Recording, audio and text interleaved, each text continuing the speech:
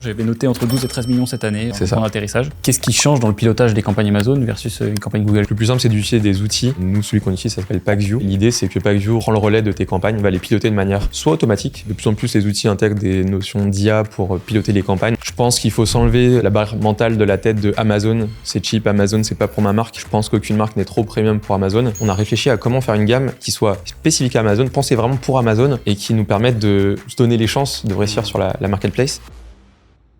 Alexandre, c'est un plaisir de te recevoir.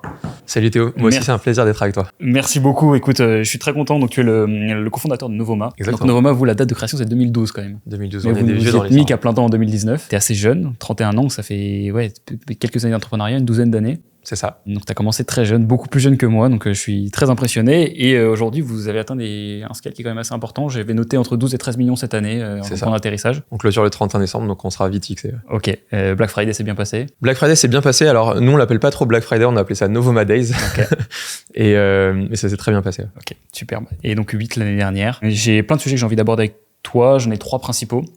Une de vos grosses spécificités, c'est que l'un de vos canaux principaux, même le principal d'ailleurs, c'est Amazon en canal de vente. Donc vous n'êtes pas vraiment une DNVB au sens propre du terme. Je crois d'ailleurs le mot est plus trop à la mode maintenant. Il va falloir arrêter de dire DNVB. Je crois que DNVB, ça s'épuise un peu. Nous, on parle de PME. Ouais. Au final, ça fait moins rêver, ça fait moins américain, mais en vrai, c'est la réalité. Ouais, du coup, du moment que c'est rentable, et après, ce qui n'est pas le cas de beaucoup de DNVB. Donc, premier sujet Amazon. Je suis curieux aussi d'avoir ta lecture. Et je pense que d'ailleurs même qu'on va plutôt commencer par ça sur l'évolution du marché du complément alimentaire. Et enfin, on parlera quand même de là où se passe le gros du business. Donc, c'est en pharmacie. Tu me disais, c'est entre 60 et 70% du marché qui est en pharma sur les compléments. Et je suis très intéressé de savoir comment est-ce qu'une boîte avec une ADN online s'attaque à ce marché-là qui, j'imagine, est un peu cornerisé par des acteurs historiques. Parce que c'est une des grosses spécificités du marché du complément dont on parlait juste avant d'allumer les caméras. C'est que je le comparais en fait en introduction à celui de la culotte menstruelle où il y avait une ruée vers plein d'acteurs, un nouvel acteur toutes les semaines. Mais en fait, la culotte menstruelle a été inventée par un Américain à peu près, quoi, ou du moins fortement popularisée avant, personne n'était au courant du truc. Le complément alimentaire, c'est pas du tout ça. Il y a plein d'acteurs historiques. Ouais, c'est ça. Ça existe depuis des décennies et c'est un marché qui a fait que grossir au fil des ans et qui a pris un gros coup d'accélérateur avec le Covid notamment. Vous, en 2012, il y avait qui comme c'était surtout il y a peut-être des acteurs face à nous, c'est clair, en ligne. Je t'avoue qu'à l'époque, on regardait pas les acteurs qu'on voit aujourd'hui. On se concentrait sur un acteur, qui était celui qu'on avait en ligne de mire face à notre produit phare, qui était la vitamine C en poudre. Mais par contre, il y avait beaucoup de concurrents, ou en tout cas de marques anglo-saxonnes de compléments. Parce que les pays anglo-saxons sont un peu précurseurs par rapport à la France sur ça. Ouais, donc vous avez eu toute cette phase, donc 2012-2019, où c'était un side... Vous aviez un taf à côté, toi tu bossais chez Webedia, ton associé... C'est ça.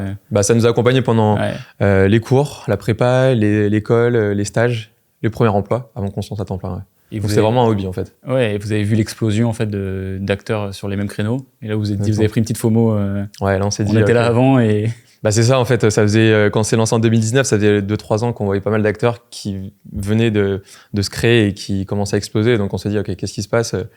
Qu'est-ce qu'on fait à travailler le soir et le week-end pour ce qui nous passionne le plus? Donc on s'est lancé à temps plein à Toulouse à partir de ce moment-là. Et c'est vrai qu'en étant à temps plein, ultra motivé et avec l'expérience qu'on avait emmagasiné pendant les 7 premières années, on était remonté à bloc. C'est quoi les trucs qui ont changé quand vous avez décidé de vous y mettre à fond? Les codes, au début, quand nous on s'est lancé, on avait créé un site un peu pourri sur un vieux one-on-one. Les choses entre 2012 et 2019 se sont bien accélérées.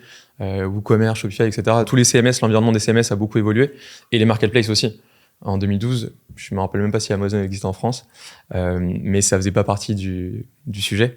Alors qu'en 2019, en 2019, on n'en était pas là où on en est aujourd'hui sur Amazon notamment, mais Amazon avait déjà bien grossi. Et beaucoup de marques s'étaient lancées dessus. Vous étiez déjà commercialisé sur Amazon avant 2019? C'était votre canal? C'était dans ces années-là qu'on s'est lancé. Un petit peu avant, parce qu'en fait, on l'utilisait pour stocker nos produits et les expédier.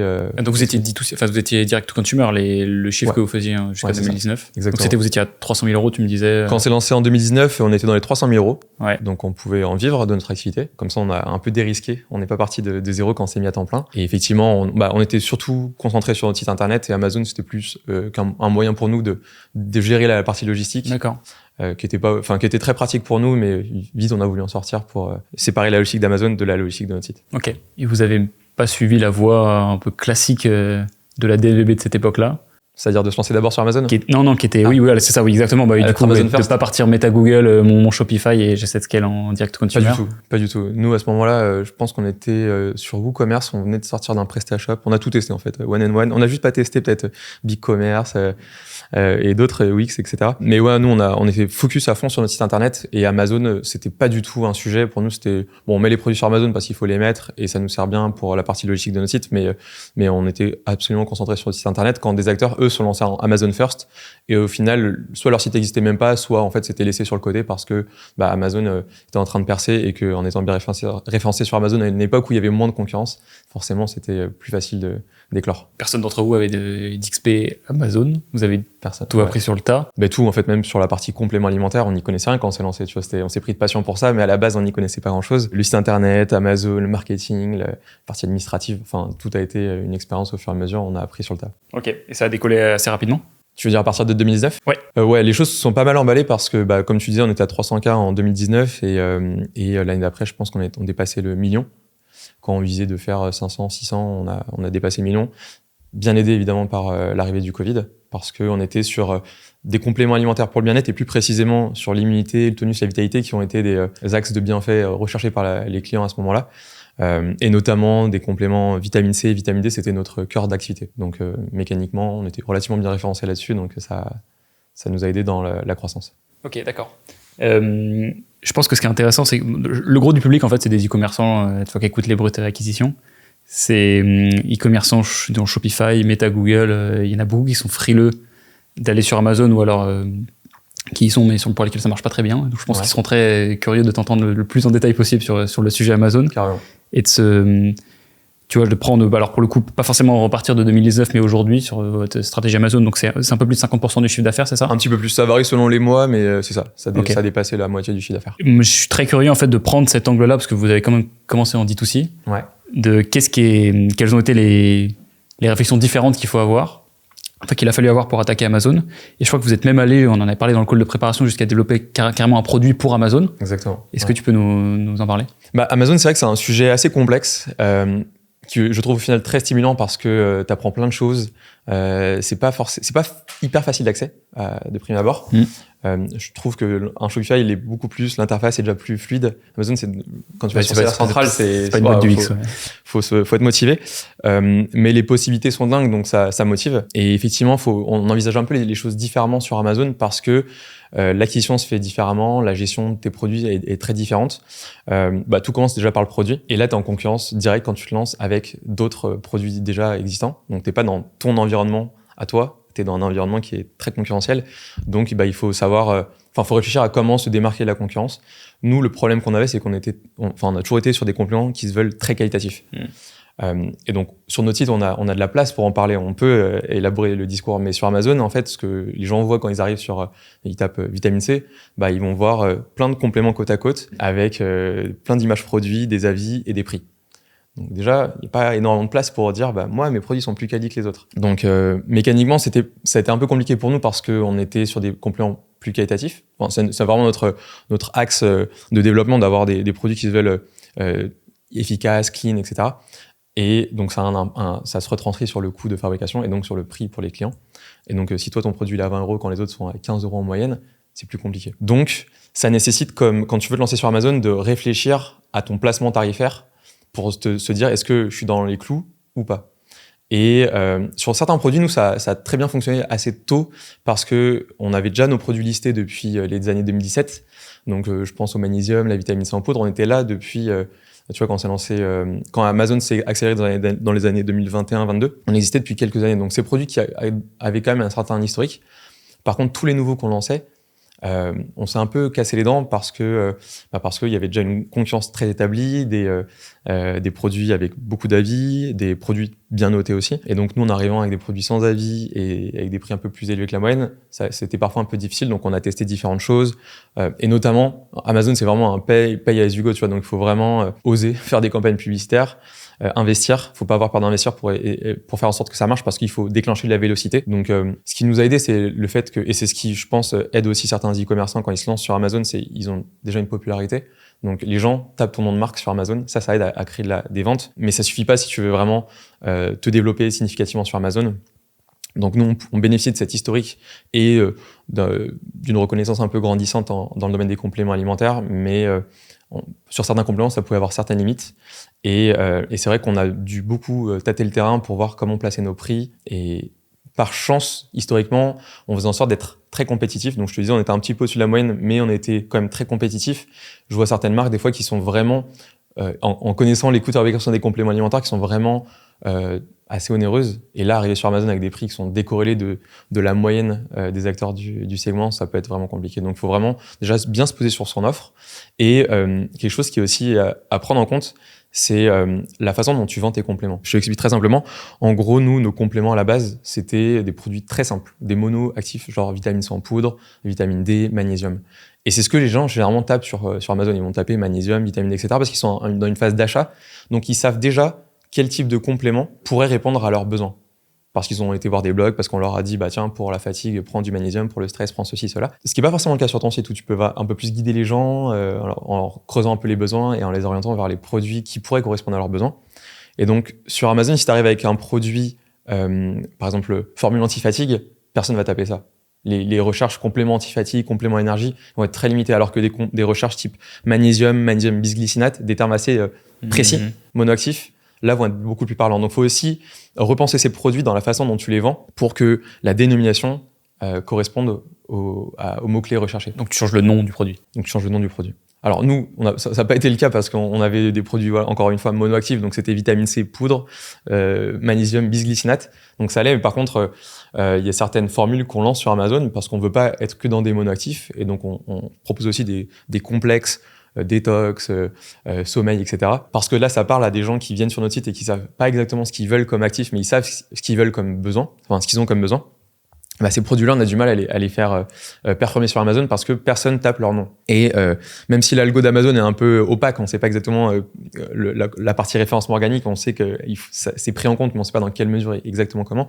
Mais si dans ton titre, tu mets pas l'ingrédient, si sur ton image produit, tu mets pas l'ingrédient en gros, tu limites tes chances de réussir. Parce que les gens, s'ils tapent magnésium et que sur ton produit, il y a écrit formule anti-fatigue avec magnésium, que ce soit dans le titre ou sur la face avant du flacon, bah, ça a moins parlé que si tu as en gros magnésium. Donc nous, en fait, on a même retravaillé les étiquettes pour qu'il y ait en gros magnésium bisglycinate qui apparaissent vraiment de manière ostensible. Salut, c'est Théo, je te fais une courte interruption. Chez Kodak, on a une équipe de 60 personnes qui accompagnent les marques pour atteindre leur business plan digital via les bonnes méthodes de media buying, une réflexion publicitaire faite par des creative stratégistes et une expertise tracking qui est le nerf de la guerre à notre ère d'internet. On est partenaire premium de toutes les régies digitales, ce qui nous permet de bénéficier en avant-première des nouveautés et d'en faire bénéficier nos clients. Si jamais tu veux en savoir plus, nos experts Kodak proposent des audits qui te permettent de répondre à la question est-ce que tu es à jour par rapport aux bonnes pratiques de ton marché, ou alors est-ce que tu passes à côté d'une opportunité de croissance facile. Tu peux réserver un appel de découverte sur le lien en bio, il suffit juste de dépenser plus que 5 000 € par mois en publicité, ou alors de faire plus que 30 000 € de chiffre d'affaires mensuel. Maintenant, je laisse nos clients te dire ce qu'ils pensent de nous. L'accompagnement, il est vraiment top. On est à plus 30%. On performe très bien sur les réseaux et sur Internet. Kodak s'est toujours montré force de proposition et c'est très plaisant. Sans eux, moi je m'en sortirais pas toute seule. C'est intéressant et en gros, du coup, qu'est-ce que vous avez compris sur la façon dont fonctionne l'algorithme, vraiment pour la partie organique? De façon holistique, les images sont aussi très importantes. Les images sont hyper importantes. Bah, en fait, c'est ça. Il y a la partie titre, les bullet points. Donc, quand tu arrives sur une page, il y a 4-5 bullet points à compléter. Et ça, on sait que c'est pris en compte par Amazon. On ne sait pas exactement le poids du titre et le poids des bullet points, mais c'est vraiment important de bien travailler ces éléments-là, à la fois pour l'algo d'Amazon, donc inclure les mots-clés, mais aussi de le faire de manière cohérente pour les clients, parce que s'il ne s'agit pas de blinder les mots-clés, il s'agit aussi de vendre ton produit, de le présenter aux clients, les rassurer, leur donner envie de le tester. Et donc, il faut bien réfléchir à comment tu abordes les choses pour répondre à cette double approche organique et orientée client. Et donc, il y a des outils qui existent du style Helium 10, Data Dive, qui te permettent de, on va dire, un peu scorer tes listings quand tu commences à ajouter tes contenus. Et en gros, tu mets tes mots-clés cibles, tu mets ton contenu, tu mets des produits existants sur le marché, des produits concurrents, et comme ça, ça te donne un score de référencement, en tout cas un score de SEO, qui te permet de te comparer à ce qui se fait et te donner au moins les chances d'avoir les listings les plus aboutis possibles au moment de te lancer. D'accord. Et donc, en fait, la façon dont ça fonctionne, ce genre de logiciel, c'est qu'il a une grille standard, il sait ce qui est important pour le référencement, c'est quoi les grands éléments qu'il regarde? Non, lui, en fait, il va regarder, tu vas lui donner, par exemple, tes 15 mots-clés principaux, et tu vas remplir chaque cellule avec les bullet points que tu mets. Et lui, il va regarder combien de fois tu mets tes mots-clés principaux. Et à chaque mot-clé principal, en fonction du trafic, le mot-clé a un poids. Et donc, si tu le mets une fois, il va avoir le mot-clé principal aura un peu plus de poids qu'un mot-clé un peu plus longue traîne. Ouais. Donc, il va faire une petite tambouille pour te dire, OK. C'est un peu comme les outils d'SEO Exactement. de rédaction. Okay. C'est exactement ça. Donc, le SEO, il est pas à négliger. Bien au contraire. Tu peux aussi remplir quand tu uploads des images, il y a des alt. Là aussi, on pense que ça joue un rôle. C'est difficile à dire dans quelle mesure ça joue un rôle pour Amazon ou pas. Donc voilà, titre, bullet point, le contenu du listing, et t'as les images aussi. Les images, je saurais pas dire si c'est vraiment pour le référencement organique, mais c'est aussi et surtout pour expliquer ton produit aux gens. Donc, bien sûr, ce qui compte en priorité, c'est l'image principale parce que c'est elle que les gens vont voir quand elles vont arriver sur les pages de résultats de recherche d'Amazon. Donc, avoir une image simple où tu vois bien le nom du produit, où tu vois quand même aussi la marque. Et nous aussi, un truc qu'on a A/B testé parce que sur Amazon, c'est là l'avantage, tu peux faire facilement des A/B tests sur tous tes listings et sur tout un tas de sujets, les titres, les bullet points, les images, etc. Et ce qu'on a remarqué, c'est que ça convertissait mieux quand le nombre de gélules était écrit un peu plus gros. Donc, on a augmenté aussi sur nos étiquettes la taille du nombre de gélules. Ça fait peut-être un poil too much, mais en fait, quand tu arrives sur les résultats de recherche, c'est là que tu vois, OK, Magnesium bisglycinate, 120 gélules. Si le copain d'à côté, lui, tu sais pas trop combien de gélules, peut-être qu'il y en a plus, peut-être qu'il en a moins. C'est vrai. Mais au moins, toi, tu donnes l'info directement. Il faut simplifier la vie au client. Et souvent, ce qu'on se dit, c'est que quand les gens arrivent sur ton listing, ils vont avoir du style 5 secondes d'attention sur tes images. Ouais. Donc, les images, c'est vraiment quelque chose à travailler énormément et il faut que ça soit super simple. Et on fait le test en interne, tu vois. On crée nos images. Chaque image doit répondre à un objectif. Donc, soit c'est évoquer les bienfaits, soit c'est rassurer sur la composition, soit c'est expliquer ce qu'il y a dans le complément. Et donc, ce qu'on met, c'est un titre très clair, très gros, un visuel assez joli, et des éléments, quand des fois on met des petites flèches, des icônes. Ouais, ça, le truc très Amazon. Très Amazon, mais ouais. que ça soit super sharp, donc pas trop de texte. Quand il y a des icônes, que ça soit super simple et assez imagé. Et il faut se dire qu'en 5 secondes, la personne doit avoir compris ce que tu voulais dire. Donc en fait, quand on a retravaillé nos listings l'année dernière, on a pris un listing et on a pris, on était une dizaine dans l'équipe à se mettre devant la télé et à faire défiler les images, 5 secondes par 5 secondes, chacune des images. Et les gens devaient dire qu'est-ce qu'ils avaient retenu de chacune de ces images. Tu vois. Et quand, au bout des 5 secondes, la personne n'avait pas retenu le message parce qu'il était trop complexe, parce qu'on mettait trop d'infos, c'est que l'image n'allait pas. Excellent. En fait, tu arrives dans un environnement il y a plein de produits, les gens sont dans une démarche commerciale, ils sont en phase d'achat, mais tu arrives sur un listing, en bas, il y a d'autres produits qui sont recommandés, sur le côté aussi, en haut aussi. Il faut que tu sois super concis pour faire passer ton message. Et donc ça, finalement d'ailleurs, oui, on n'avait pas forcément creusé le truc, mais sur votre positionnement prix, vous avez gardé un positionnement premium, donc vous êtes souvent les compléments les plus chers de la page de résultats. Non, on n'est pas les plus chers, mais on peut pas être aligné à des marques, notamment des marques anglo-saxonnes, qui ont pas la même façon de faire les compléments. En fait, en France, les compléments se vendent souvent en format gélule. Je pense que historiquement, par habitude, on a tendance à privilégier ce format-là. Dans d'autres pays, c'est pas le cas. Tu vois, quand tu regardes, je sais pas, l'Allemagne, l'Angleterre, ça va être un peu plus comprimé. En France, les comprimés, ça existe un petit peu des fois pour la vitamine C, surtout quand c'est avec de l'acérola, donc la vitamine C naturelle, pour l'aspirine, etc. Mais sur du magnésium, zinc, etc., ça va être plus des gélules. C'est pas le cas dans d'autres pays, notamment les pays anglo-saxons.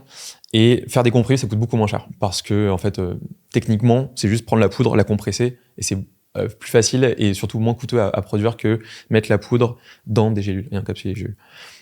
Et donc ces acteurs-là, ils arrivent avec des compléments moins chers qui, en plus, ont contiennent plus de comprimés. Donc tu vois, nous, on est à 120 gélules pour 20 €. Ils vont être peut-être à des fois 17 €. Je prends un exemple aléatoire, mais 17 € pour, je sais pas, 200 comprimés. Donc, tu vois, c'est très compliqué de s'aligner parce que même si on s'aligne sur le prix, on n'aura pas le même nombre de gélules. Sauf que, après, quand tu regardes un petit peu plus près, il y a la composition des actifs.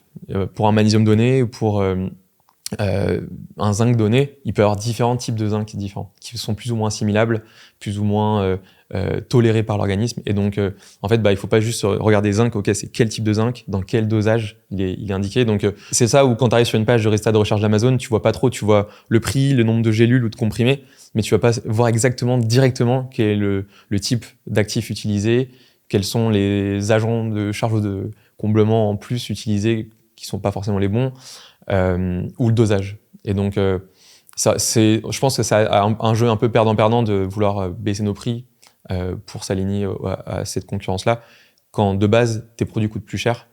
Et Amazon, on le sait très bien, ça prend quand même une part budgétaire importante parce que tu as les commissions, tu as les frais FBL et donc les frais d'envoi, plus les ads, plus on va dire toutes les actions que tu peux faire en parallèle.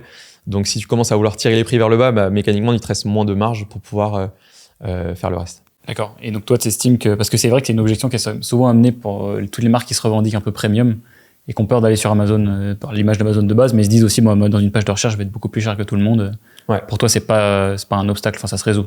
C'est pas un obstacle. La preuve, c'est qu'il y a plein de marques premium qui se lancent sur Amazon. Je pense des marques de champagne. Les marques de champagne, on peut pas dire que c'est des marques cheap, tu vois. Et pourtant, tu peux acheter ton Moët et Chandon sur Amazon. Donc, je pense qu'il faut s'enlever la barre mentale de la tête de Amazon. C'est cheap, Amazon, c'est pas pour ma marque. Je pense qu'aucune marque n'est trop premium pour Amazon.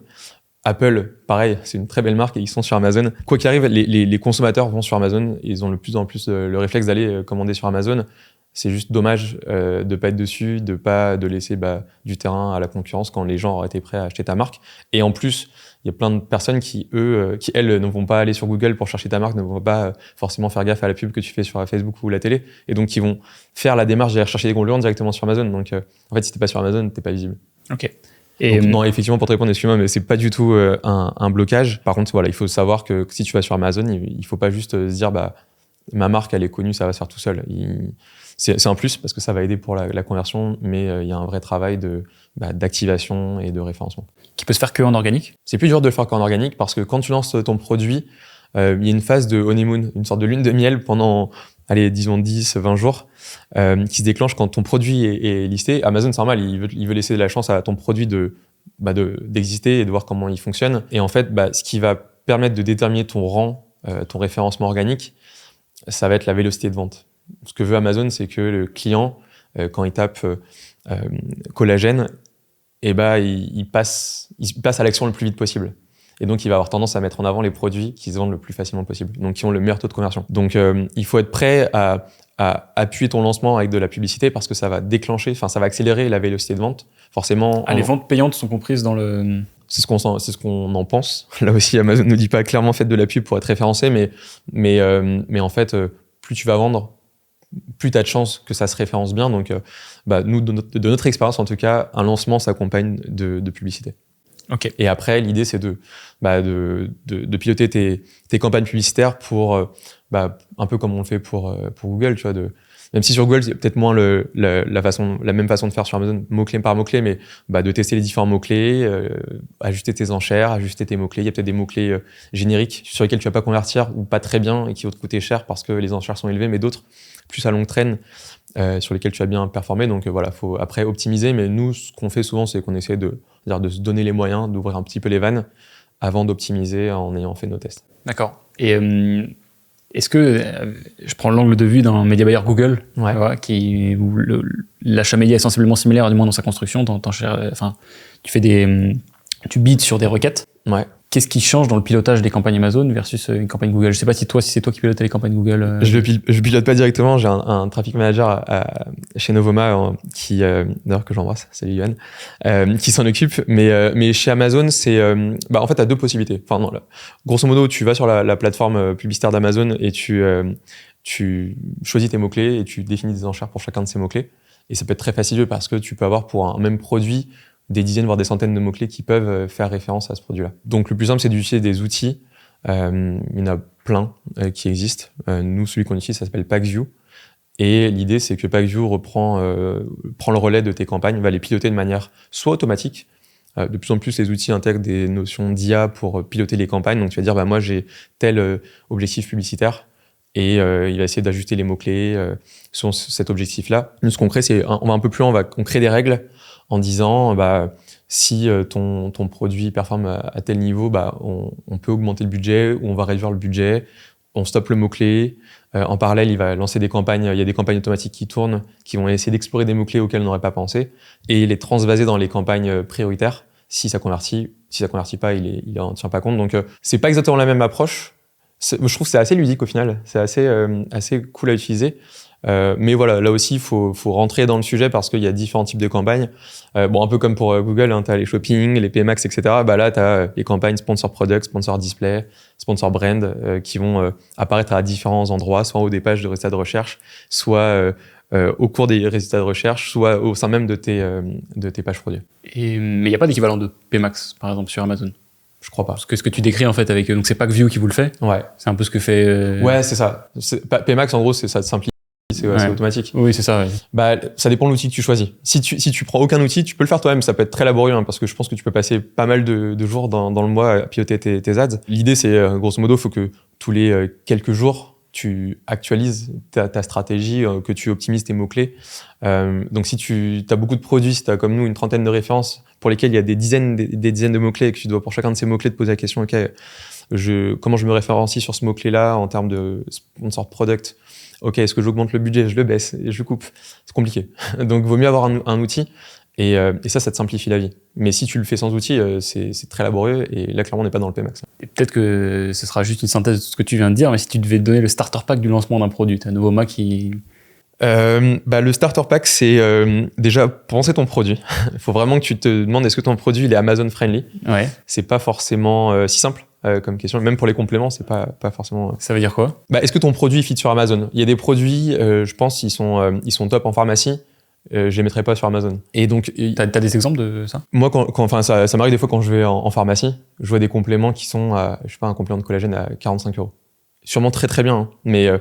Mais quand tu arrives sur Amazon et que tu arrives avec des compléments à 15, 20, 30 € et merger avec un complément à 45 € parce que plus complet, parce que plus premium ou juste parce que meilleure marge, ça va être beaucoup plus compliqué. Donc, faut regarder un peu l'environnement existant et de se dire, OK, et comment je place mon produit par rapport à ce qui se fait? Le facteur prix, tu veux dire? Le facteur prix. Ok. Hyper important. Ça veut dire qu'il vaut mieux faire peut-être des plus petites quantités qui sont dans le... Tu me posais la question tout à l'heure de tu t'évoquais la gamme qu'on a lancée spéciale Amazon. C'est exactement ça, tu vois. D'accord. On avait du mal sur certains produits, comme je le disais, à émerger parce que on était plus cher que la moyenne et on voulait pas faire de concessions sur notre prix et sur la composition du produit. Sinon, on s'y retrouvait pas. Donc, du coup, on a un peu renversé l'approche et on a réfléchi à comment faire une gamme qui soit spécifique à Amazon, pensée vraiment pour Amazon et qui nous permette de se donner les chances de réussir sur la marketplace. Et donc, c'est la gamme qu'on a lancée qui s'appelle Essential by Novoma. Et ça se veut une gamme, on va dire, access, qui permet aux gens de mettre un pied dans l'univers des compléments alimentaires, on va dire à moindre risque parce que le prix du produit est un peu plus contenu. Et tu vois, sur notre gamme historique, on était sur des compléments souvent dans les 2, 3, 4 mois d'utilisation. Tu vois, je prends l'exemple de nos zinc, il coûte 16,90, il dure 4 mois. Donc, face à nous, on avait peut-être des compléments un peu moins chers sur Amazon, mais parfois, en fait, c'était des cures de 2 mois. Donc, les gens peuvent se dire, c'est plus intéressant l'autre complément que celui de Novoma, mais en fait, il faut bien regarder la composition et la durée d'utilisation. Bref, nous, ce qu'on s'est dit, c'est faisons des produits qui se veulent simples, une lecture simple, du style 1 mois de cure. Donc, mécaniquement, si tu passes de 4 mois à 1 mois, tu vas réduire ton coût de fabrication. Un format un peu différent, au lieu d'être dans des pots, on va dire, traditionnels comme tout le monde fait et comme ce qu'on faisait jusqu'à là. On est parti sur un format sachet. Au final, c'est une sorte de petite innovation, même si on révolutionne en rien le monde, mais c'est des produits qui sont un peu différents parce que c'est un sachet. Ils sont assez sexy au final et ils se passent en format lettre. Donc, tu rentres dans une catégorie de frais, une catégorie d'expédition différente avec des frais un peu réduits.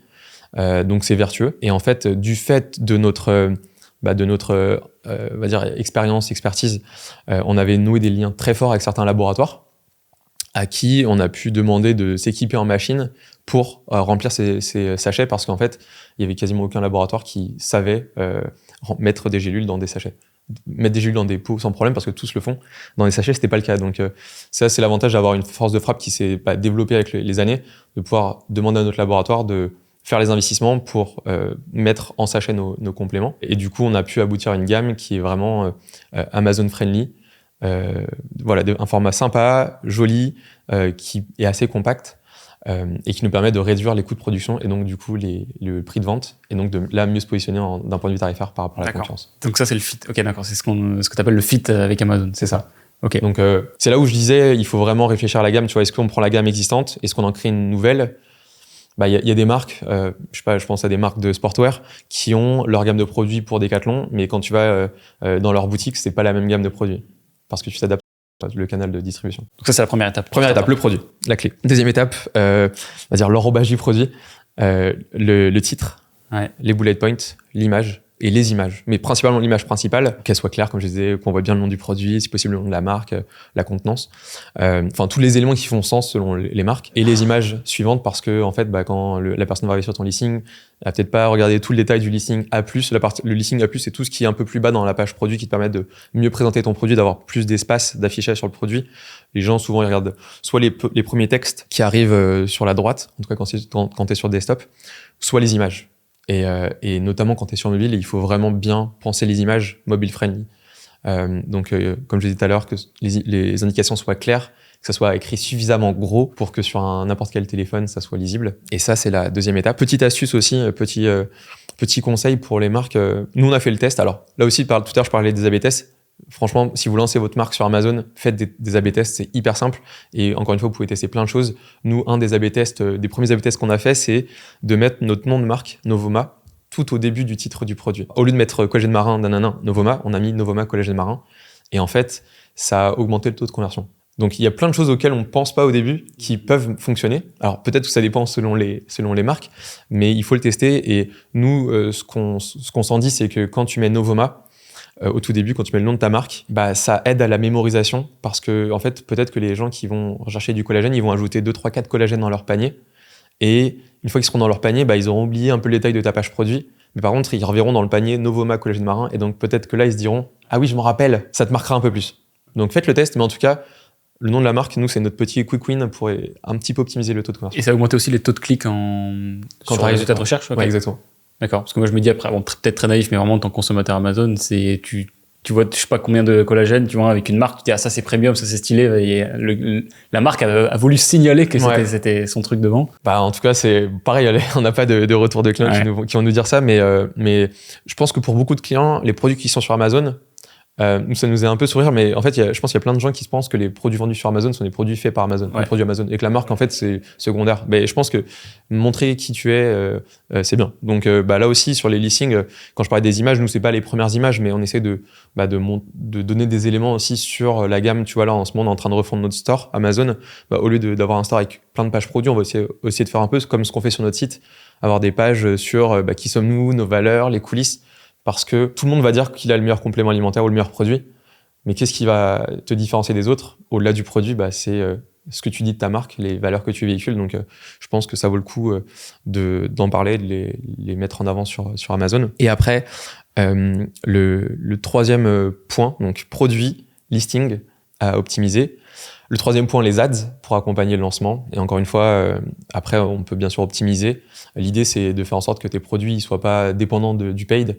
Nous, c'est l'avantage, tu vois, c'est que avec toute cette stratégie initiale, on continue de faire les ads, on les coupe jamais. Mais par contre, là, on trouve la rentabilité parce qu'on arrive à réguler le paid et de faire en sorte que la majorité des ventes se fassent de manière organique. Donc, au moins, tu réduis le coût publicitaire. Des marques qui sont des DNVB qui sont full dépendantes du paid, de Google, de Meta. Mine de rien, si t'es pas en SEO, en fait, tu vas toujours être dépendant du paid. Sur Amazon, tu as une chance, comme pour ton site, de pas être 100% dépendant du paid, mais il faut en passer par là. Donc, lancer les publicités, là aussi, mon conseil, c'est de déjà se concentrer sur les sponsor products. Donc, les produits qui sont affichés dans les résultats de recherche en haut de page ou dans le cours de la page. Il y a des pubs de type sponsor brand, sponsor display, ça va être plus des visuels, des bannières en haut de page ou des bannières sur différentes pages produits ou des vidéos. Je commencerai pas par ça, autant faire le sponsor product au tout début. Une fois qu'on a ça, en parallèle, faire du Vine. Le Vine, c'est le fait de proposer tes produits à un groupe de testeurs Amazon. Donc Amazon a ses pools de testeurs. Et en fait, tu vas dire, moi, je suis prêt à faire tester 30 formules cheveux aux évaluateurs Vine. Et eux, ils vont pouvoir avoir ton produit gratuitement et le tester. Ce qui va permettre d'avoir déjà des retours. Les gars les personnes en tout cas qui font les évaluateurs sont assez honnêtes. Souvent un peu clément, mais quand même assez honnête. Donc ça nous arrive d'offrir des produits et qu'on nous mette un sale avis parce que en fait la personne trouve que le produit est trop cher, tu vois, alors qu'elle a pas payé. Mais bon, au moins ça permet d'avoir des avis. Et en fait là, les avis c'est la clé sur Amazon. Et il y a pas énormément de moyens d'en avoir parce qu'en fait maintenant sur Amazon tu peux plus contacter les gens pour leur dire laisser un avis. Donc au moins c'est bien de commencer à enclencher le Vine dès le début. Ça permet d'avoir jusqu'à une trentaine d'avis dès le lancement de ton produit. Et le fait d'avoir des avis, ça va aussi inciter, surtout s'ils sont bons, ça va aussi favoriser les ventes. Plus t'as de ventes, plus tu seras susceptible de recevoir des avis. Okay.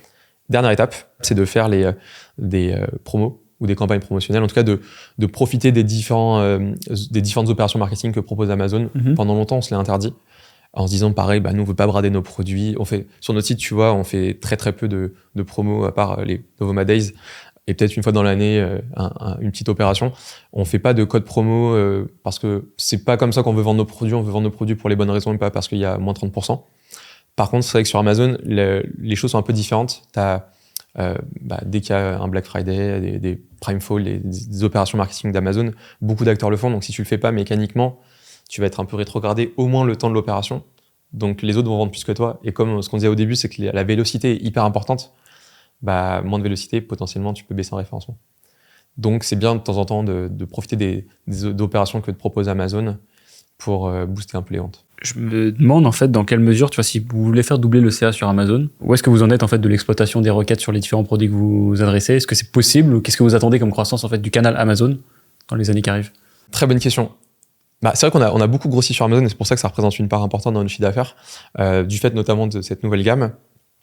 Il y a certains produits sur lesquels, et je touche du bois, ça sera difficile de faire plus parce qu'on est bien positionné. Je pense au collagène, tu vois, pour l'instant, il est numéro 1 sur le résultat de recherche. Il est même numéro 1 dans la catégorie hygiène et santé. Enfin, ça dépend des jours, ça aussi, entre les rasoirs et les brosses à dents, mais c'est le complément le plus vendu. Donc, sur certains produits, c'est un peu compliqué. Après, on peut toujours sortir des déclinaisons. Tu vois, on avait le collagène en gélule, on a lancé le collagène en poudre. Et donc, ça reste toujours sur la partie collagène, mais ça va répondre à des attentes de consommateurs qui, eux, veulent pas des gélules, mais plus de la poudre. Donc, tu vois, on peut ajouter des différentes variantes. Maintenant, nous, la croissance, elle va passer par deux choses. Continuer à élargir la gamme de produits. On n'a pas 200 produits en stock, enfin 200 références en stock. On est sur quelque chose d'assez contenu, notamment parce que sur notre site, on voulait que les gens qui arrivent sur notre e-shop ne soient pas perdus. Quand tu arrives sur un site internet et que tu as des dizaines et des dizaines de compléments, c'est un peu difficile de savoir qu'est-ce que je dois prendre au final.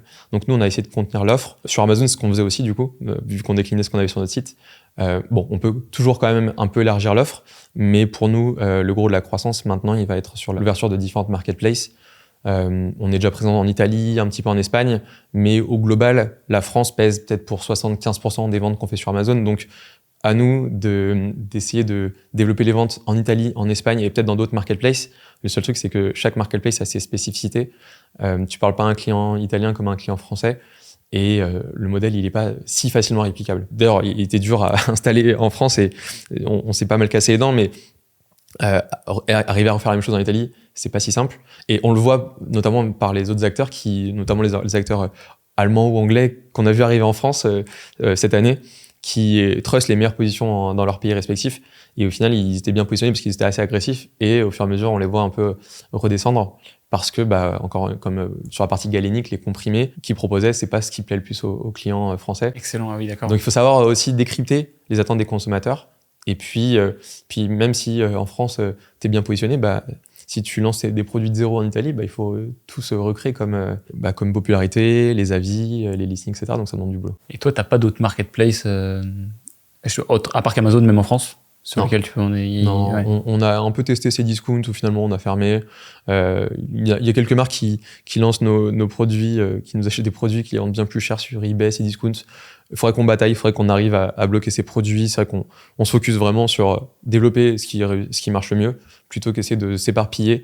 Parce que, encore une fois, Amazon, c'est dur à manipuler, c'est assez complexe. Et chaque marketplace l'est aussi. Donc, ça demande beaucoup de ressources au final. Et le problème des autres marketplaces, c'est qu'elles génèrent moins de trafic. Ouais. Ou en tout cas, sur la partie complément alimentaire, je pense que c'est pas les autres marketplaces sont pas super. Enfin, celles que j'ai en tête, voilà, c'était notamment Cdiscount et eBay. C'est pas les marketplaces de référence pour les compléments alimentaires, donc ça demanderait beaucoup de temps, de ressources pour au final peu de choses à gagner.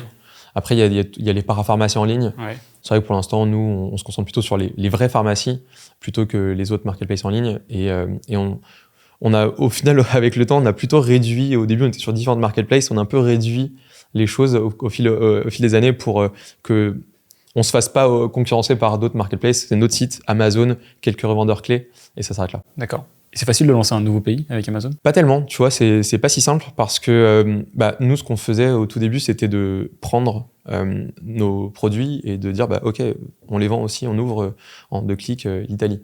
et on crée les ads.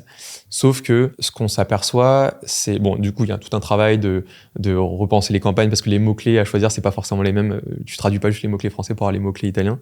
Il y a la traduction aussi des listings, mais c'est pas la traduction purement littéraire, il faut aussi s'adapter aux mots-clés. Il y a des mots-clés à utiliser ou des tournures à utiliser dans d'autres marketplaces qui sont pas celles que te donnerait un traducteur, qui soit automatique ou humain. Et aussi, le petit hic, c'est que tes produits, ils vont arriver en français.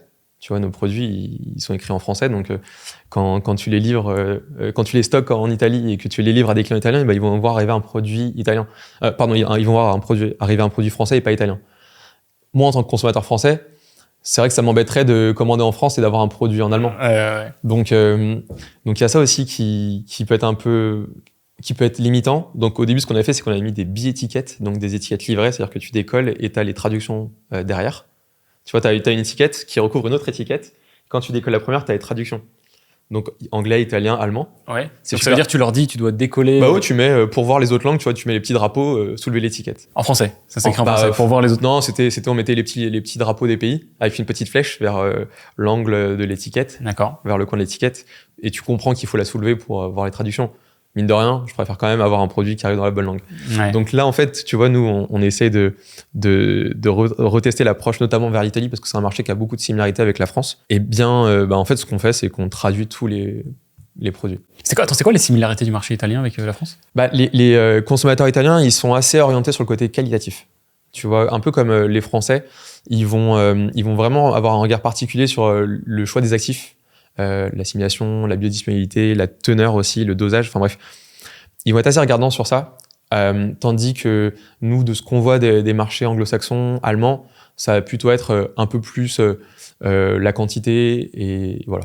Tu vois, grosso modo, c'est si tu as de la vitamine C, des comprimés de 500 mg et j'en veux 365, un client italien, il se dira peut-être plus, un peu comme les Français, ok, 500 mg c'est cool, mais quelle est la vitamine C que j'ai dedans ? D'accord. Ok. Voilà. Où a-t-elle fabriquée ? Enfin bref. Donc on sent qu'il y a les compléments un peu plus premium ont plus de potentiel dans ce pays-là. Donc c'est en ça que je dis qu'ils se rapprochent de la France. Et même le panier moyen, il est encore un peu plus élevé qu'en France, parce que en fait les gens sont prêts à mettre un peu plus pour leur santé. Plus élevé en Italie qu'en France. Exactement. Excellent, d'accord. Et du coup, alors juste pour bien comprendre, tu disais il y a quelques frictions à faire sur les traductions, notamment des mots-clés. Ouais, c'est ça, localiser tes produits. Donc là, ce qu'on va faire, c'est avoir un stock séparé, un stock de produits en italien, en Italie.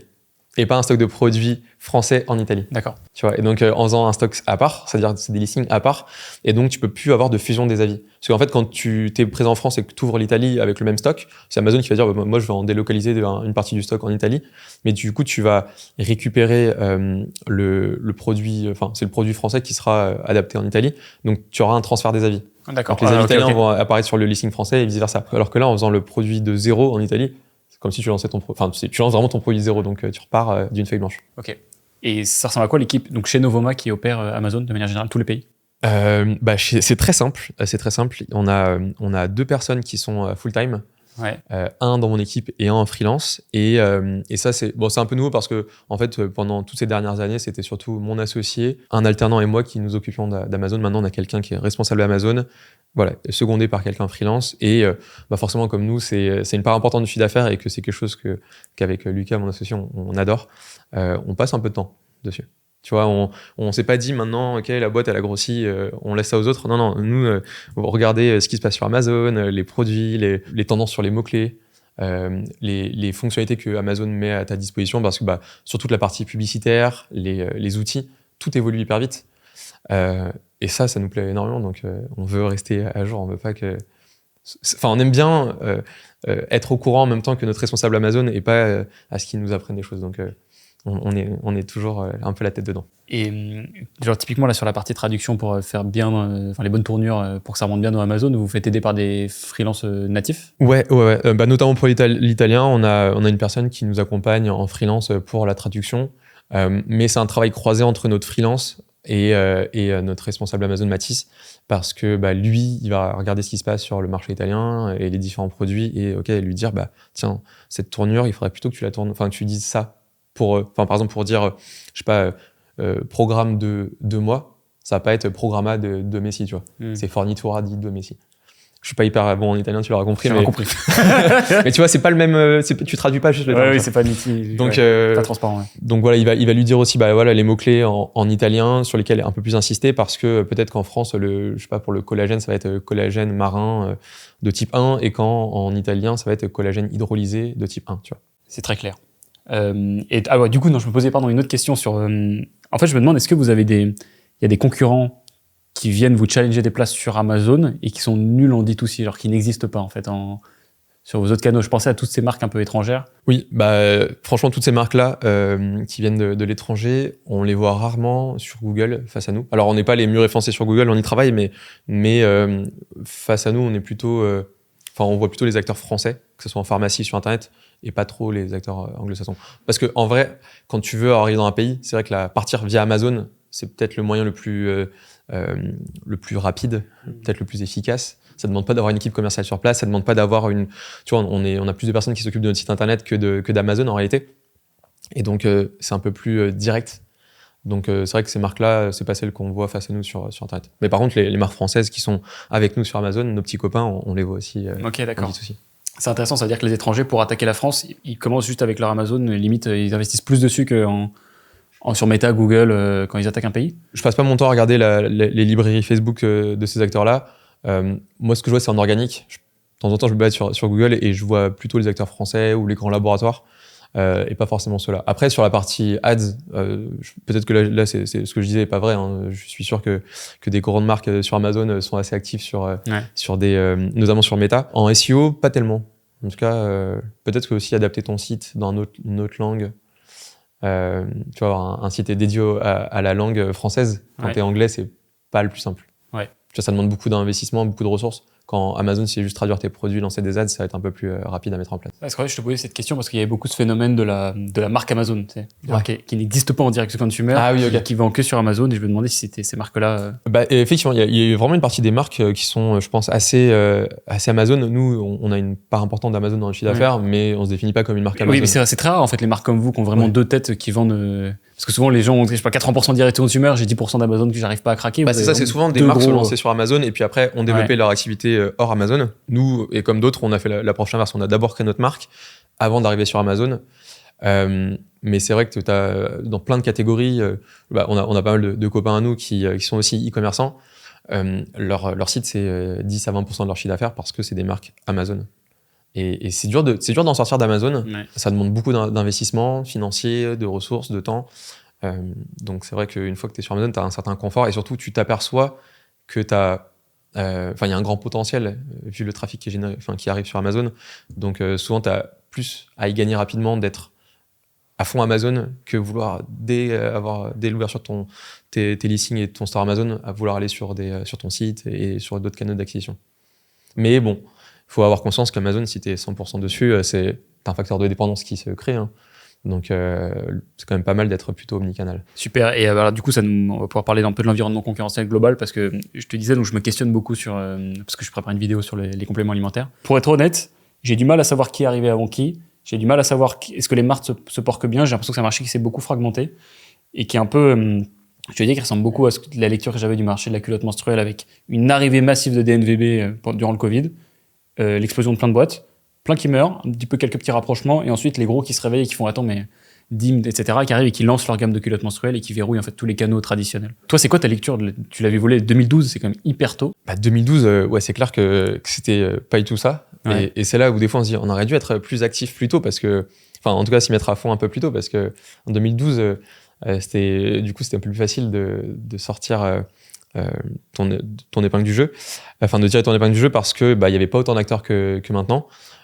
Nous, quand on s'est lancé, on était sur un marché de niche, c'était la vitamine C en poudre. On est venu un peu par hasard à ce produit-là, et du coup, on a tout fait pour devenir, on va dire, la référence de la vitamine C en poudre. Donc, le Graal, c'était d'être numéro 1, 2, 3 sur Google quand les gens tapent vitamine C poudre. D'où le Nutrivita du début, d'accord. Et avant même Nutrivita, c'était Nutrivitamine C. Parce qu'on était dans la nutrition et de la vitamine C. Et après, on s'est dit, vas-y, Nutrivitamine C, c'est quand même un peu dur à prononcer, à écrire. Donc, on s'est devenu Nutrivita parce qu'on faisait plus que de la vitamine C, on faisait d'autres vitamines. Et puis après, on a changé pour Novoma parce qu'on fait pas que des on fait pas que des vitamines. Mais donc, notre approche, c'était vraiment se focaliser sur le référencement organique, sur la vitamine C en poudre et un marché de niche, mais au final, à l'époque, c'était quand même vachement plus simple d'émerger là-dessus parce que la concurrence était tout autre. Et de fait, on a réussi à se référencer là-dessus, et de manière plus générale sur le terme vitamine C. Je pense que maintenant le faire, ça serait plus compliqué parce qu'il y a beaucoup plus d'acteurs. Donc oui, effectivement, la concurrence s'est beaucoup accentuée au fil des années. Te dire qui était là avant qui, nous on n'était pas les premiers à lancer des compléments alimentaires, j'ai pas cette prétention-là. Voilà, on était moins nombreux, ça s'est accéléré au fil des années. Ce qui a été un facteur vraiment, ce qui a mis un gros coup d'accélérateur, c'est le Covid, où les compléments ont été vraiment sous les feux des projecteurs, parce qu'on en parlait un peu partout. À tort ou à raison, on disait que les compléments, c'était bien pour soutenir l'immunité et que c'est bien quand il y a ce virus. Donc du coup, ça a donné vraiment... le marché a beaucoup grossi à ce moment-là. Ça a démocratisé l'accès aux compléments alimentaires. Les compléments, c'était longtemps vu comme quelque chose un peu pour les plus âgés, en mode curatif. Donc je suis malade, je prends des compléments. Et en réalité, les compléments, c'est pas vraiment pour ça, c'est surtout en mode préventif. Donc tu prends des compléments pour être en forme, pour vivre en meilleure santé et pour prévenir le vieillissement. Et donc du coup, beaucoup plus de monde s'est intéressé aux compléments alimentaires. La cible des compléments alimentaires, les utilisateurs tout le monde, s'est rajeuni. Et donc le marché s'est, on va dire, un peu agrandi et c'est plus rentré dans les usages, ce qui a de fait permis à des acteurs, donner plus de raisons à des acteurs de se lancer, parce que au lieu d'avoir des compléments un peu vieillissants, ceux que tu avais en pharmacie, ok, tu peux vendre des compléments alimentaires pour différentes cibles de population. Et comme il y avait de plus en plus de personnes qui s'y intéressaient, c'était super intéressant de se lancer. Ok, donc en gros, parce que j'en avais une lecture très simple qui était de me dire il y avait toute cette nouvelle catégorie de personnes qui sont curieux de ce produit-là et qui n'étaient pas du tout touchés par les acteurs historiques qui vendaient uniquement en pharmacie, dans des packaging pas sexy, etc., mal brandés. Ouais. Et l'e-commerce est arrivé à ce moment-là, avec des boîtes super et très attrayantes, qui ont permis de toucher en fait toutes ces nouvelles typologies de gens, avec du coup des formats. D'ailleurs, c'est une vague que vous n'avez pas du tout pris, mais je sais que les Miraculeux ont beaucoup surfé sur les gummies. Ouais. Donc je crois que c'était beaucoup moins concentré, il y a eu beaucoup de critiques autour de ce format-là. C'est là qu'on n'a pas pris effectivement. Ouais. Parce que nous, le point de départ, c'était... on prenait des compléments alimentaires, enfin nous-mêmes on en consommait en étant lycéen, et c'était des compléments qui étaient assez mal dosés. C'était les comprimés que tu trouves partout en pharmacie, qui coûtent pas bien cher, mais qui sont souvent assez mal dosés en vitamine C, avec des additifs, des agents de charge un peu controversés. Et au final, des tubes qui contiennent que quelques comprimés, et donc même si ça coûte pas cher, le produit quand tu ramènes au kilo, c'était assez exorbitant. Donc nous, au départ, c'était de se dire, on va faire des compléments. Donc c'est pour ça que c'est la vitamine C en poudre, un format assez basique en soi, juste de la vitamine C en poudre dans un pot avec une petite cuillère, mais un format qui est hyper pratique parce que en fait tu doses toi-même ta vitamine C. Et quand tu ramènes, quand tu compares des comprimés effervescents de vitamine C, ça coûte peut-être plus que 200 € le kilo. Nous, c'était 36,90 € le kilo. Donc c'était ça, c'est d'avoir des produits qui soient bien placés de manière d'un point de vue tarifaire, mais surtout, un très bon compromis avec la qualité, une très bonne qualité à un prix qui soit juste, avec un bon dosage. Et c'est ce qu'on ne retrouvait pas dans les gummies. Si tu veux, les gummies, tu as quand même une contrainte de place, on va dire, où tu peux mettre tes actifs. Donc, tu peux pas avoir autant d'actifs dans un gummies que dans une gélule. Donc, je prends l'exemple de la vitamine C. Si nous, on a des gélules à 500 mg de vitamine C, déjà, tu peux pas mettre 500 mg d'un actif dans un gummies. En tout cas, au moment où ça a explosé, ça n'existait pas. Peut-être que ça a changé, mais c'est vrai qu'on regarde ça un peu de loin. La deuxième chose, c'est qu'il y a certains actifs que tu peux pas mettre dans des gummies. Je reprends l'exemple de la vitamine C. En fait, elle est sensible à la chaleur. Donc, en fait, quand tu crées les petits bonbons, il y a les produits, le produit est chauffé, tu vois. Donc, ça détruirait l'actif. Donc, ça marche pas. Là aussi, peut-être que maintenant, les techniques ont évolué, mais en tout cas, c'était pas possible. Et le troisième point, c'est que ça coûte assez cher à fabriquer. Et historiquement, il n'y avait pas beaucoup d'acteurs qui en faisaient. Donc, tu es dépendant d'un laboratoire pour faire tes produits. Ils coûtent cher à fabriquer. Ils sont moins qualitatifs, moins bien dosés.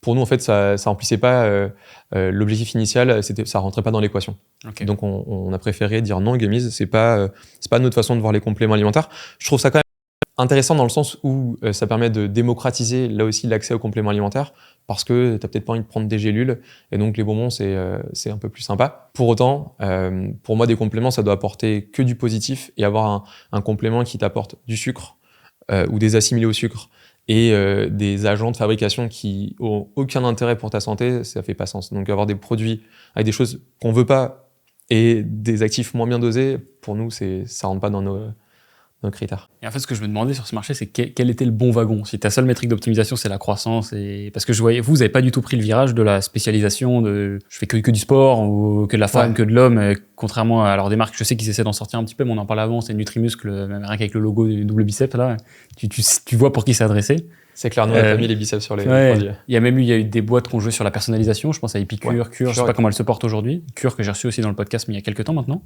Salut Hugo. Bonjour à Hugo, absolument. Et je me demandais, en fait, c'est un marché qui est devenu tellement protéiforme.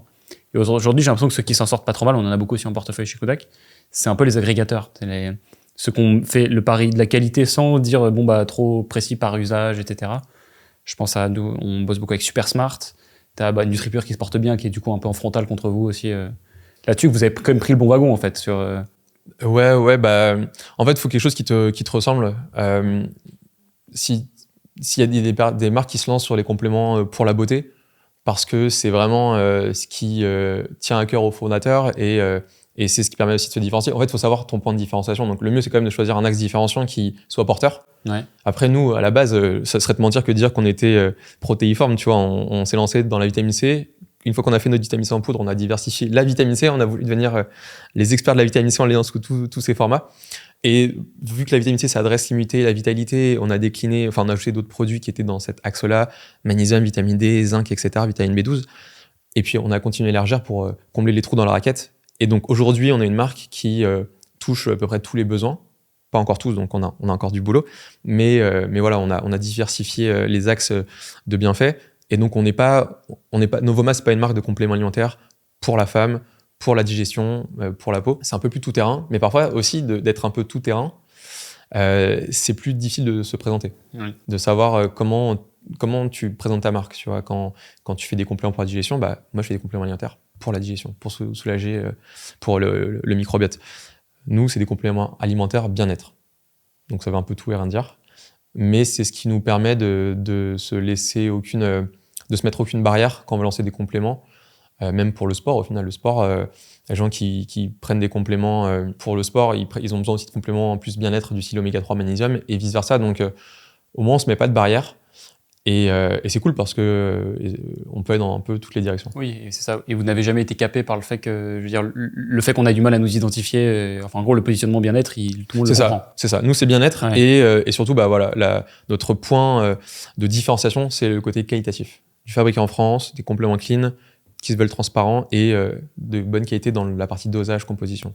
Donc, on a plus accès là-dessus. Après, tout le monde va dire qu'il fait des compléments de qualité. Ouais. Il y a plein d'acteurs qui font des compléments de qualité, on n'est heureusement pas les seuls. Mais encore une fois, quand on s'est lancé, c'était aussi un peu en contre-pied des compléments qu'on voyait, les compléments dont tu parlais, les vieillissants en pharmacie. Donc c'était un peu pour dépoussiérer cet univers vieillissant des compléments en pharma. Donc il y a la concurrence sur Internet, mais c'est pas ça qu'on regarde, c'est pas que ça. Tu vois, il y a aussi le marché en entier et arriver avec des compléments qui soient de qualité, avec un bon placement tarifaire, mieux que ceux en pharma, et aussi avec un look sympa. Tu le disais, les compléments blancs que tu as sur les étals de pharmacie, ça fait pas forcément rêver les consommateurs un peu plus jeunes. Et nous, ce qu'on veut, c'est que les clients qui prennent nos produits, qui nous font confiance, ils ont envie d'avoir leur flacon sur leur évier de cuisine, à côté de leur lavabo dans la salle de bain, et pas au fond d'un tiroir parce que le produit est un peu moche. Donc, Et il y a des marques historiques qui sont venus vous challenger en e-commerce. T'entends quoi par challenger ? Qui sont devenus des gros acteurs en termes de volume, je parlais de chiffre d'affaires. Alors, je pense pas nécessairement à Amazon qui sont dû vous prendre des trucs, mais est-ce qu'il y a vraiment des marques qui ont réussi ce virage inverse, tu vois, de sortir de la pharmacie et d'arriver sur... Ouais, c'est ça, exactement. Derrière, Les gros labos, étonnamment, j'ai pas l'impression qu'ils soient très D2C. C'est peut-être quelque chose, d'ailleurs, qui est dommage, parce que tu vas trouver les produits des grands laboratoires, tu les trouves en pharma, sur les sites de parapharmacie, mais les sites e-commerce sont soit des sites vitrines, soit des sites qui sont pas à la hauteur des NVB maintenant. Après, sur la partie prise de part de marché, c'est difficile à dire parce que le marché a énormément grossi.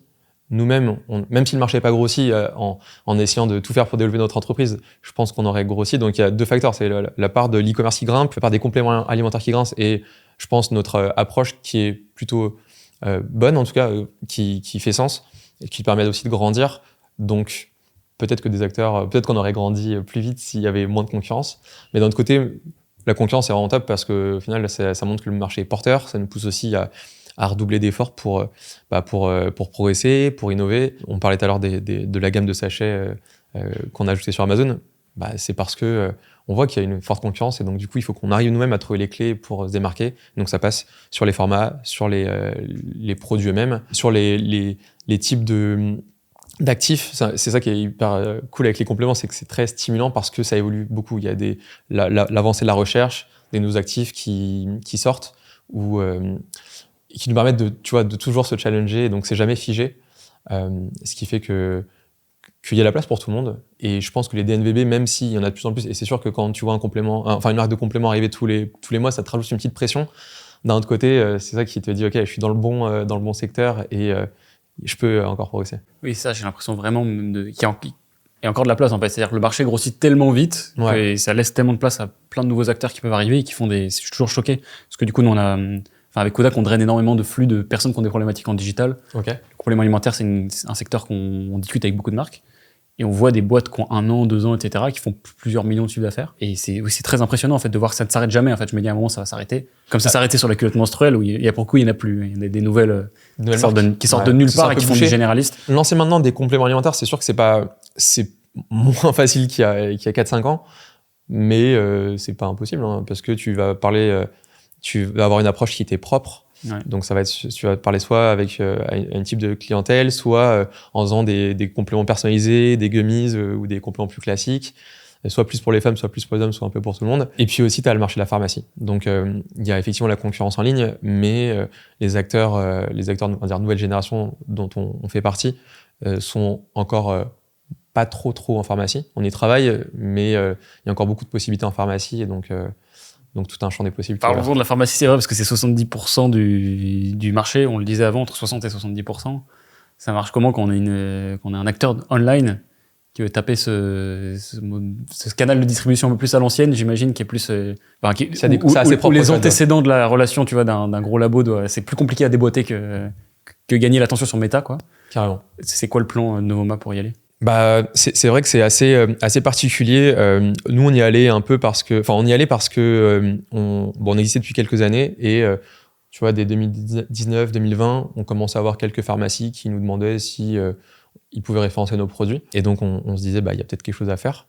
C'est vrai qu'on n'avait jamais trop pris ça en compte parce qu'on savait qu'il fallait mettre beaucoup de moyens, on les avait pas. Et puis, on voulait juste continuer à grossir sur Internet. Et donc voilà, on y a pas mal réfléchi quand on a eu des premiers contacts entrants. Et à ce moment-là, dans les années 2020, on a pris un commercial, un ami à nous, qui nous a fait confiance pour rejoindre l'aventure et qui est devenu notre premier commercial. Et donc, on a expérimenté à l'échelle locale.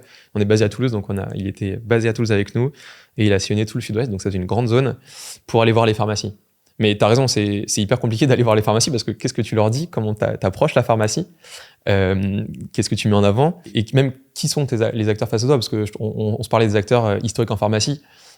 C'est ce qui nous a un peu donné envie de se lancer, mais on connaissait mal ce monde de la pharmacie, des acteurs, des codes de la pharmacie. Donc, il y a une grosse phase d'apprentissage. On a appris sur le tas. Et la bonne chose, en tout cas, et là aussi, on en revient au produit. Au final, on peut tout faire, on peut faire un super marketing et tout, mais si ton produit, à la base, il est soit pas bon, soit pas bien placé, c'est dur d'émerger. Nous, on avait fait en sorte d'avoir des produits qui se voulaient très qualitatifs à des tarifs pas premium. Tu vois, des tarifs certes plus élevés que la moyenne parce qu'on est un peu plus qualitatif, mais pas inaccessibles. C'était pas pour des compléments pour une élite. Et donc, en fait, quand on arrive en pharmacie, avec ces top produits bien placés, notre commercial, son premier point de discours, son premier élément à mettre en avant, c'était regardez les produits que vous avez, on les met côte à côte et regarde ton magnésium, regarde notre magnésium. Et en fait, tu t'aperçois que, ok, il est un peu plus cher, mais il a 3 mois de cure quand toi t'en as, enfin, il a, 1 mois et demi de cure quand l'autre a 2 semaines de cure.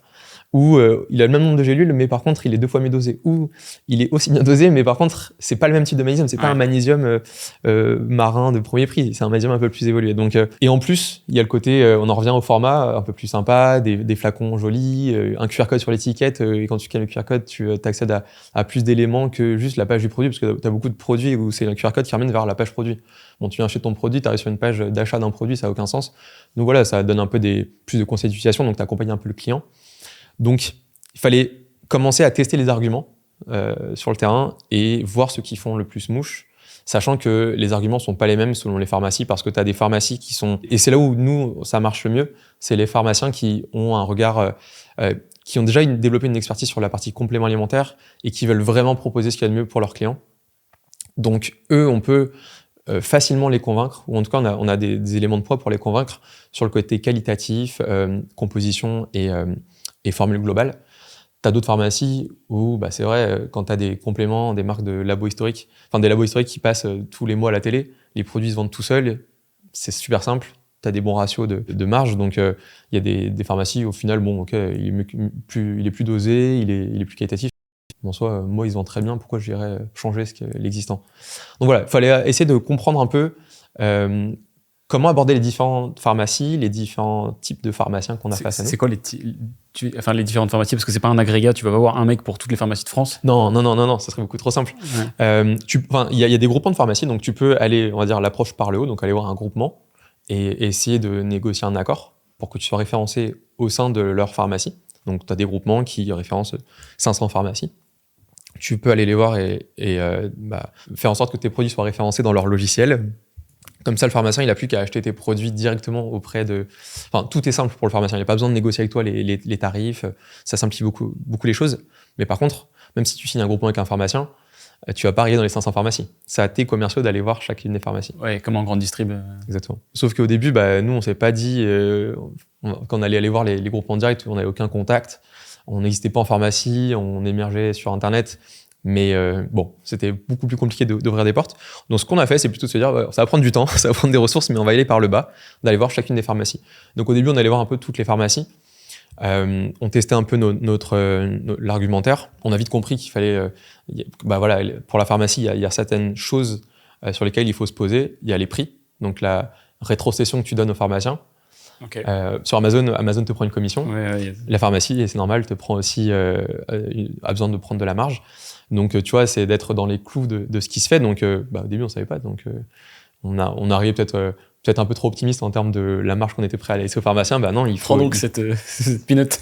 Exactement. Et donc, c'est là aussi la définition du prix est important, parce que tu es dans un compromis, tu es tout le temps dans un compromis. Je veux pas que mes produits soient trop chers, mais s'ils sont pas assez chers, si ils me coûtent cher à produire et que je mets un tarif hyper agressif parce que sur Amazon c'est hyper concurrentiel et que je veux être dans les clous, j'ai pas assez de marge pour le pharmacien. Donc parfois c'est plus simple pour des labos. Enfin, je vois les marques qui sont purement D2C, c'est plus simple pour elles d'être à des prix élevés parce qu'elles sont pas en pharmacie et donc du coup il y a pas ce compromis à trouver pour les pharmaciens. Vice versa pour les marques qui sont que en pharmacie. Donc nous, on est toujours un peu dans un équilibre pour faire en sorte que ça convienne à tous les canaux dans lesquels on est présent. Donc parfois, on n'était pas dans les clous. Et donc, c'était à nous de trouver les moyens de réussir à notre placement tarifaire. Donc, sans toucher au produit. Donc, ça passe par mieux, soit ajuster un peu le prix, ce qu'on n'a pas trop fait au final, mais c'était plus optimiser la partie sourcing, la partie fabrication. Donc, challenger nos laboratoires pour avoir des meilleurs coûts, ou bien du fait que la marque grandisse, on a des meilleures conditions d'achat parce qu'on fait plus de volume. Donc, tout un tas de sujets qui, au final, pour ne pas faire augmenter nos prix, ça a plutôt été dans l'optimisation de coûts de fabrication. D'accord, ce qui a bénéficié en fait à tous les autres canaux de distribution. Exactement. Okay. Exactement. Et puis même sur les coûts logistiques, tu vois, on a été, pendant longtemps, on avait la logistique externalisée. On l'a internalisée parce qu'on s'est aperçu que ça nous coûtait moins cher à gérer en interne. C'était mieux d'un point de vue expérience client, délai d'envoi, etc. Mais aussi, c'était plus optimal d'un point de vue économique. Et on a de la chance, on a Toulouse, l'immobilier coûte moins cher qu'à Paris, donc on a pu facilement mettre en place notre entrepôt. Et là aussi, une économie. Donc tu vois, quand tu as des contraintes, ok, on se pose, on réfléchit à quelles sont les bonnes solutions, par quoi on peut passer pour optimiser et le faire de manière intelligente. Donc voilà, il y avait le placement de tarifaire, et puis après toute la partie PLV. Donc il faut des catalogues, il faut... nous, nos commerciaux, ils ont des mallettes, ça fait un peu film d'action, et ils ont la mallette avec les produits. Et c'est cool parce que tu arrives en pharmacie, le pharmacien, il connaît pas tes produits, regardez, je les ai, il peut les toucher, il peut les voir, et c'est pas juste un catalogue. Donc ça faisait son petit effet. Des petites PLV du style étagère, comptoir, des présentoirs pour les comptoirs, des stop rayons, des stickers pour aller au sol, des affiches pour les vitrines, des vitrofanies aussi, des affiches faites sur mesure à coller sur les vitrines. Donc tout un tas d'éléments que, au fur et à mesure du temps, on développe et on améliore pour que ça soit parlant, que ça donne envie aux clients, que ça mette en valeur les produits et que ça simplifie le travail des pharmaciens. C'est sûr que plus ton produit est connu, plus il va se vendre facilement, et si c'est pas le cas, ou si c'est en cours, tu vois, bah, il vaut mieux avoir un petit présentoir qui soit joli, qui te donne des éléments de réassurance au client pour que ça facilite le travail de vente du pharmacien. Donc voilà, plein de codes à prendre. Et puis aussi, dans l'approche des pharmacies, pour les compléments, pour nos compléments, toutes les pharmacies ne se valent pas. Parce que tu as des pharmacies qui font pas trop de compléments, des pharmacies qui sont... où en fait, c'est pas vraiment quelque chose qui est prépondérant. Donc autant aller cibler des pharmacies dans lesquelles il y a déjà de la vente de compléments alimentaires parce qu'on aura un potentiel un peu plus important. Ok. Et donc voilà, notre commercial Lucas, que là aussi j'embrasse, a expérimenté tout ça pour nous et on s'est aperçu que ça marchait bien, qu'on avait des bons retours et surtout, ce qui est pas facile, c'est de rentrer dans les pharmacies parce qu'il faut taper à beaucoup de portes. Souvent, la réponse c'est j'ai déjà plein de compléments alimentaires, donc arriver à convaincre. Nous, ce qui a été un point important pour se différencier et simplifier les choses, c'est de dire aux pharmaciens, il y a 0 contrainte. On va pas vous imposer un pack d'implantation à 2 000 € avec 14 références. Il n'y a aucun minimum d'achat. Après, bon, c'est sûr, on va pas dire, c'est dommage d'acheter 1 ou 2 produits, mais si vous voulez prendre 3-4 références, prenez 3-4 références avec quelques unités par chaque produit.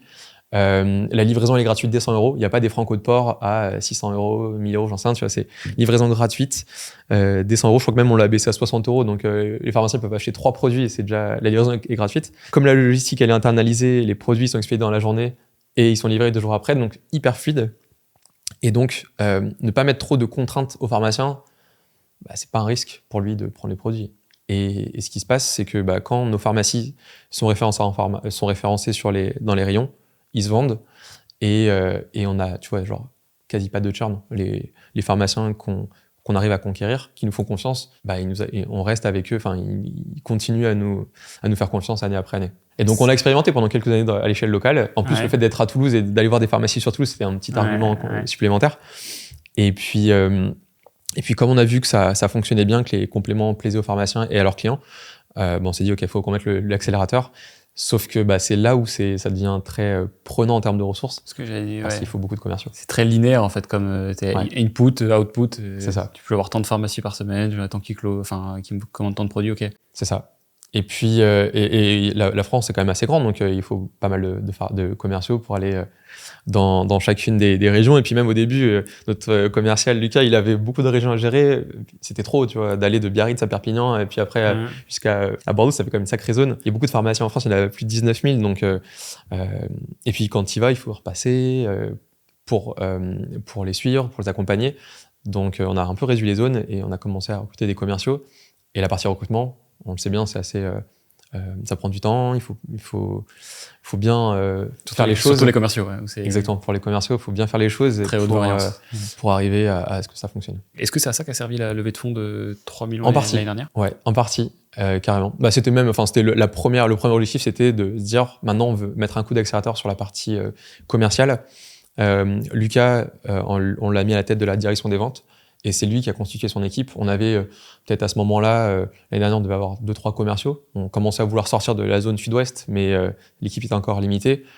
Mais un commercial peut mettre quand même plusieurs mois avant d'être rentable parce qu'il faut un certain nombre de pharmacies. Lui aussi, il faut qu'il se rôde sur la marque, sur le discours, sur nos valeurs, etc. Donc, ça prend pas mal de budget. Et ce qu'on voulait, c'était ne pas se dire on va continuer à avancer région par région. On voulait aller avancer un peu plus vite, donc on a fait cette levée de fonds. En fin d'année, on a toujours été rentable, mais on s'est dit qu'avoir cette levée de fonds nous donnerait vraiment un beau coup de pouce pour accélérer sur la partie pharma. C'était la première, vous n'aviez pas d'invest avant ? Premier investisseur en fin 2023, ouais, effectivement. C'était une boîte en autofinancement, et l'avantage qu'on a eu, là aussi, c'est sûr que c'est différent si tu te lances maintenant et que tu veux grossir dans un marché très concurrentiel, vaut mieux y aller franco. On a commencé en 2012, ça a été très organique pendant longtemps, donc c'est parce que pendant ces 7 années, et là jusqu'à la levée de fonds, ça s'est fait au fur et à mesure. On n'a pas eu, jusqu'à ce moment-là, trop l'envie de lever des fonds. Et puis comme avec les années, notre ambition s'est développée, on a pris confiance sur Internet, sur la pharma, on s'est dit ça va nous aider. On aurait pu ne pas le faire, c'est juste que ça aura pris plus de temps dans le développement de l'entreprise, donc on a fini la levée de fonds en fin 2023. Peut-être tu veux finir avec quelques mots sur votre ambition un peu sur les années qui arrivent, s'il y en a une claire ou pas, ou si c'est juste de continuer cette belle trajectoire de croissance. Déjà, continuer à prendre plaisir sur ce qu'on fait. C'est ça qu'on adore avec Lucas, c'est que depuis le début, on apprend des choses. Nos missions, elles changent d'année en année. Et ça nous plaît toujours. Maintenant, on baisse un peu la part de opérationnel pour essayer d'être plus dans la gestion d'entreprise. Ça nous plaît. Même si c'est pas toujours facile de se décoller de ça parce que on a tout expérimenté dans l'entreprise. Donc maintenant, on essaie de constituer l'équipe et de voir l'équipe grandir. Ça nous apporte aussi pas mal de satisfaction. Donc voilà, ça c'est la première chose, c'est continuer à s'amuser parce que c'est la clé. Et la suite pour nous, c'est la pharmacie, on en parlait. Il y a beaucoup de pharmacies, on approche les 1000, mais on n'a pas pour objectif d'être dans les 19 000, mais on veut être le plus présent auprès de nos clients. Donc il s'agit de bien couvrir la carte de la France. Ça, c'est un des objectifs principaux. Bien sûr, il y a grandir en ligne. On nous demande souvent, l'international.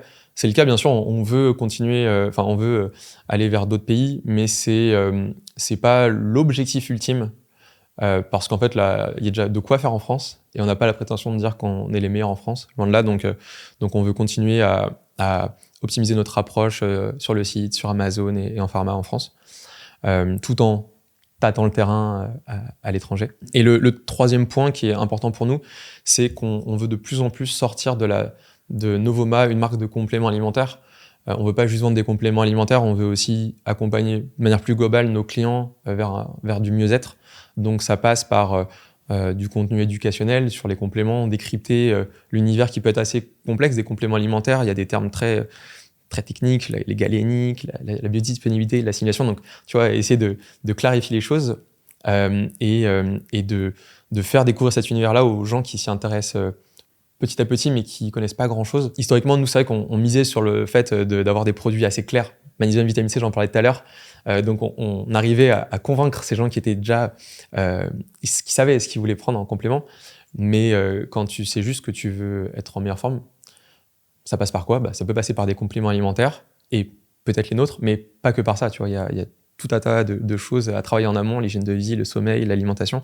Et donc, c'est sur ça qu'on veut aller. C'est mieux aider les gens à cerner comment vivre en meilleure santé. Et les compléments alimentaires peuvent être une réponse, mais c'est pas la première des réponses. Après, si les gens nous font confiance, c'est de les accompagner dans la suite. Parce que, ok, je prends mon complément, mais combien de temps ? Qu'est-ce que je prends après ? Est-ce que je dois en prendre après ? Est-ce que je dois faire une pause ? Est-ce que, mes besoins évoluent ? Je sors de l'hiver, ok, j'ai pris de la vitamine C pour être en meilleure forme pour l'hiver. Maintenant, c'est l'été, qu'est-ce que je fais pour le bronzage ? Donc, c'est tout ça, c'est d'être un acteur un peu plus global que juste un acteur qui vend des compléments alimentaires. Et c'est extrêmement clair. Écoute, merci beaucoup. Je crois que ça sera un petit peu plus long que d'habitude, mais c'était pour au moins mon plus grand plaisir, j'espère, pour celui de l'audience. Non, c'était très complet. Merci beaucoup. Il y a une toute dernière question qui est classique dans ce format, dont j'ai absolument oublié de te parler, comme je me rends compte, j'oublie sur la plupart des invités. C'est ce qu'il y a une autre marque dont toi tu admires les stratégies d'acquisition, en ligne ou pas d'ailleurs. C'est une marque dans laquelle je suis passé en stage avant d'être à 100% sur Novoma, c'était Frischti. Je sais pas si elle est dans la meilleure phase de sa vie, mais c'est une marque qui m'a beaucoup inspiré par son discours, par son impertinence, par le soin au détail. Et c'est ce que j'essaie avec l'équipe, tu vois, de garder en tête quand on bosse sur nos produits, sur notre communication. C'est l'importance des détails. Et là-bas, chez Frischti, il y avait beaucoup cette notion de s'ouvrir le champ des possibles, tu vois, de tester et de rien laisser au hasard. Et donc, ça, c'est quelque chose que je trouvais très cool parce que je trouve que ça apportait vraiment beaucoup de fraîcheur, beaucoup de positif auprès des clients. Moi, quand tu reçois leur email quotidien, moi, j'étais content de le recevoir parce que, pas parce que j'étais dans l'entreprise. D'ailleurs, j'étais chez eux parce que aussi, j'aimais bien ce qu'ils faisaient en amont. Mais voilà, ça a dépoussiéré un peu ce qui pouvait se faire en la matière. Donc, c'est une marque qui me plaît beaucoup. Et une autre, là, dont je suis vraiment consommateur, Asphalt. Je pense que beaucoup de personnes s'y réfèrent. J'adore les produits. Peut-être que, heureusement, il n'y a pas la marque, mais ça, c'est Asphalt. Mais c'est surtout parce que le discours est fort. J'aime bien la façon dont il parle aux clients, pas trop respectueux, mais pas trop lisse, avec une approche assez impactante. Et j'aime beaucoup cette façon de faire.